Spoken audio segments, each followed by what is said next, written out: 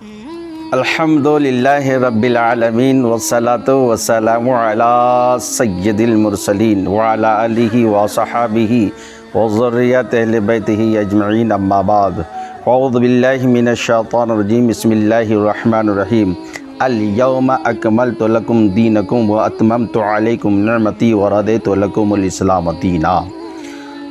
معزز حضرات، آئیے عقیدت کے ساتھ بارگاہ مصطفیٰ میں درود پاک اللہم صلی علی سیدنا مولانا محمد وعلی آل محمد فی الاولین والآخرین وفی الملائ الاعلی الی یوم الدین۔ معزز حضرات، آج کا عنوان ہے فضائل عیدین اور قربانی۔ بڑی تیزی کے ساتھ میں چاہتا ہوں کہ آپ تمامی معزز حضرات کے قیمتی سماعتوں کے حوالے میں اپنے پیارے آقا صلی اللہ تعالیٰ علیہ وسلم کی قیمتی باتیں پہنچا دوں۔ آقا کریم صلی اللہ تعالیٰ علیہ وسلم نے فرمایا، جب یہ آیت کریمہ تلاوت فرمائی تو صحابہ کرام بہت خوش ہوئے، اتنا خوش ہوئے کہ سیدنا صدیق اکبر رضی اللہ تعالیٰ عنہ نہایت ہی خوشی کے بعد فوراً غمگین ہو گئے۔ جب حزن و ملال کا سبب صحابہ کرام دریافت کرتے ہیں تو صدیق اکبر رضی اللہ تعالیٰ عنہ فرمانے لگے، ہر کمال کے بعد زوال ہوتا ہے۔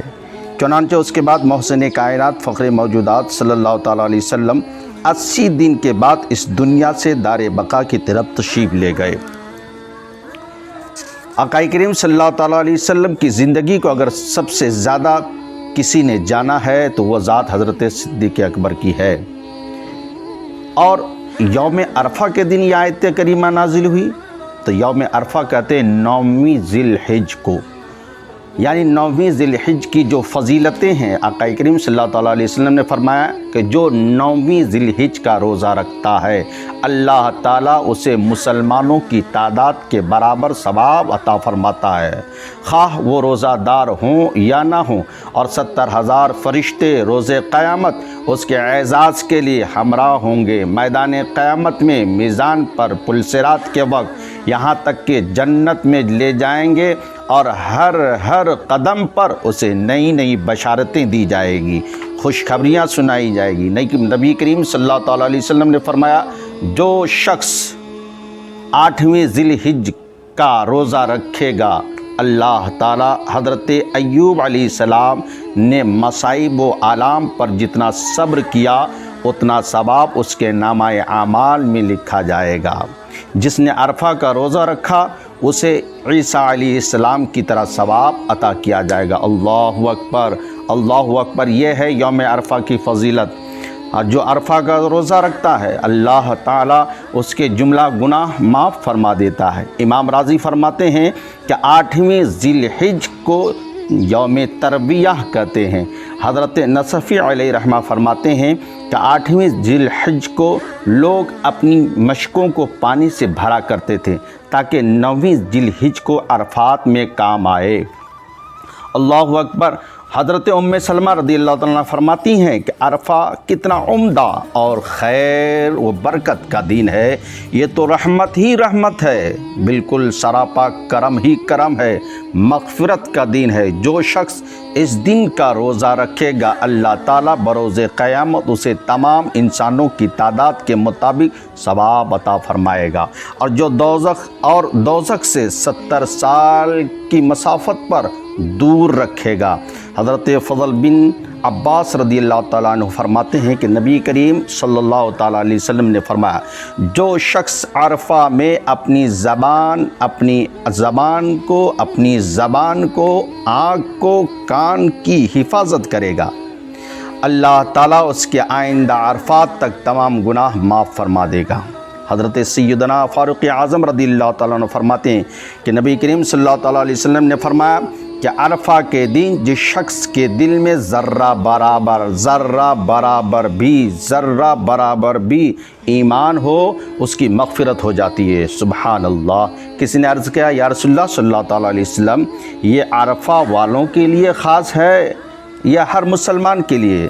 تو آقا کریم صلی اللہ تعالیٰ علیہ وسلم نے فرمایا، یہ حکم عام ہے، یہ حکم عام ہے، اللہ اکبر، یہ حکم عام ہے۔ اس لیے عرفہ کے دن کی فضیلت کو سمجھتے ہوئے میں چاہوں گا کہ تمام امت مسلمہ عرفہ کی حقیقت کو پہچانیں، اس دن کی فضیلتوں کو جانیں اور اس دن کی اہمیت کو سمجھیں۔ ایک صالح کا بیان ہے، مکہ مکرمہ میں ایک شخص کو دیکھا جو دعا کر رہا، الہی عرفہ کے دین کا روزہ رکھنے والوں کے وسیلے سے مجھے عرفہ کی برکات و ثواب سے محروم نہ کرنا۔ میں نے اس دعا کا سبب پوچھا تو کہنے لگا کہ میرے والد ماجد یہی دعا مانگا کرتے تھے۔ جب ان کا انتقال ہوا تو میں نے خواب میں زیارت کی اور پوچھا، ابا جان اللہ تعالیٰ نے آپ کے ساتھ کیا معاملہ کیا؟ تو فرمایا اسی دعا کی برکت سے اللہ تعالیٰ نے میری مغفرت فرما دی، اور قبر میں میرے پاس ایک نور کی قندیل آئی اور کہا گیا یہ عرفہ کا ثواب ہے جس کی وجہ سے ہم نے تمہارا اعزاز و اکرام بڑھایا ہے۔ اللہ اکبر، یہ عرفہ کے دن کی فضیلت ہے۔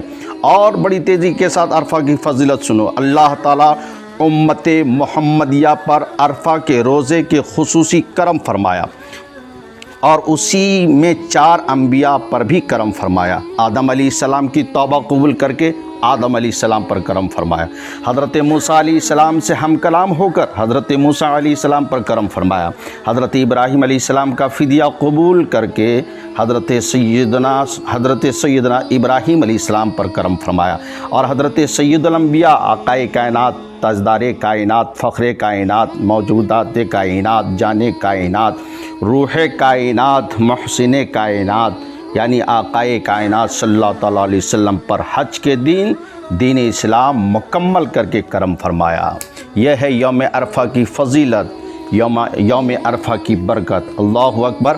یوم عرفہ میں جتنی ہو سکے کوششیں کرو کہ اس دن آپ اپنی نگاہوں کو پاک رکھو، اپنے ہاتھوں کو گناہ سے پاک رکھو، اپنے قدموں کو گناہوں سے پاک رکھو، زیادہ سے زیادہ تسبیح و تحلیل کرو، کیونکہ عرفہ کے دن کی بہت زیادہ فضیلتیں ہیں۔ اور قربانی، اللہ اکبر، قربانی تو وہ چیز ہے کہ آپ اگر حدیث پاک کو سمجھ لیں تو یقیناً میں کہوں گا کہ پوری زندگی آپ یہی تمنا کریں گے کہ کاش میرے پاس ہر سال مال و زر ہو اور میں اس دن اللہ کی بارگاہ میں قربانی پیش کروں۔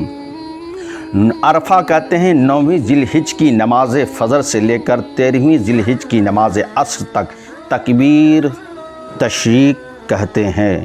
عرفہ 9ویں ذی الحجہ کی نماز فجر سے لے کر 13ویں ذی الحجہ کی نماز عصر تک اس کو تکبیر تشریق کہتے ہیں۔ اس لیے میں چاہوں گا کہ ہر مسلمان 9ویں ذی الحجہ کی نماز فجر سے لے کر 13ویں ذی الحجہ کی نماز عصر تک تکبیر و تشریق کریں۔ اور آگے چلیے، حضرت امام ابو حنیفہ رضی اللہ تعالیٰ عنہ کے نزدیک غنی مقیم پر قربانی واجب ہے۔ حضرت امام مالک رضی اللہ تعالیٰ عنہ مقیم و مسافر پر اس کے وجوب کا حکم دیتے ہیں۔ البتہ امام مالک نے مینا میں مسافر کو مستثنی قرار دیا ہے کیونکہ اس پر قربانی واجب نہیں ہے۔ امام شافعی رضی اللہ تعالیٰ عنہ کے نزدیک وہاں سنت موقدہ علی الکفایہ ہے۔ اب آئیے چلتے ہیں کہ اس دن یعنی 12ویں ذی الحجہ کے اخیر تک، غروب آفتاب تک جو قربانی کرنے کا جو حکم ہے، اور اس دن کلیجی کیوں کھاتے ہیں اور کیوں کھاتے ہیں ان کا جواب لیتے چلو، کیونکہ اس دن حضرت ابراہیم علیہ السلام نے حضرت اسماعیل علیہ السلام کو اس دمبے کی کلیجی کھلائی جو ان کی جگہ فدیہ بنا تھا۔ اللہ اکبر۔ کلیجی لوگ کھاتے ہیں لیکن اب تک نہیں سمجھ رہے تھے کہ کیوں کھاتے ہیں۔ اللہ اکبر۔ کیونکہ حضرت ابراہیم علیہ السلام نے جو قربانی دی تھی حضرت اسماعیل علیہ السلام کو اس دمبے کی کلیجی کھلائی جو ان کی جگہ فدیہ بنا۔ قربانی میں کچا گوشت مستحقین کو تقسیم کرنا واجب ہے، پکا کر کھلانا کافی نہیں۔ ہاں، عقیقہ کے گوشت کو پکا کر کھلایا جا سکتا ہے۔ نبی کریم صلی اللہ تعالیٰ علیہ وسلم نے فرمایا جس نے قربانی کی ہوگی جب وہ روز قیامت قبر سے باہر نکلے گا اس کے سرحان قربانی کا وہ جانور موجود ہوگا، اس کے بال سنہری، آنکھیں یاقوت کی سی ہوگی، سینگ سونے کے ہوں گے، اور وہ کہے گا میں نے تجھ سے عمدہ کوئی چیز نہیں دیکھی۔ قربانی کا جانور کہے گا میں تو تیری قربانی ہوں جو دنیا میں تو نے دی تھی، آئیے مجھ پر سوار ہو جائیے۔ جب وہ سوار ہوگا تو وہ اسے عرش کے سائے تلے لے کے جائے گی۔ سبحان اللہ و بحمدہ، سبحان اللہ العظیم۔ کریم صلی اللہ تعالیٰ علیہ وسلم فرماتے ہیں کہ مسلمان جب قربانی کے جانور کو ذبح کرتا ہے تو اس کے خون کا پہلا قطرہ ابھی زمین پر نہیں گرتا، لیکن اللہ رب العزت اس کے تمام گناہ معاف فرما دیتا ہے۔ ہر بال کے بدلے اس کے نامہ اعمال میں نیکی لکھی جاتی ہے۔ اللہ اکبر۔ نبی کریم صلی اللہ تعالیٰ وسلم فرماتے ہیں کہ لوگوں سن لو، قربانی آخرت کے شر سے نجات دہندہ ہے اس شخص کے لیے جو اسے بجا لاتا ہے۔ نبی کریم صلی اللہ علیہ وسلم نے فرمایا کہ قربانی کے جانور کی تعظیم و توقیر کرو کیونکہ وہ پل صراط پر تمہاری سواریاں ہیں۔ آقا کریم صلی اللہ تعالیٰ علیہ وسلم نے فرمایا قربانی کے جانور کی تعظیم کرو، توقیر کرو کیونکہ وہ پل صراط پر تمہاری سواریاں ہوں۔ دین اسلام کی معلومات کے لیے لائک، شیئر اور سبسکرائب کریں۔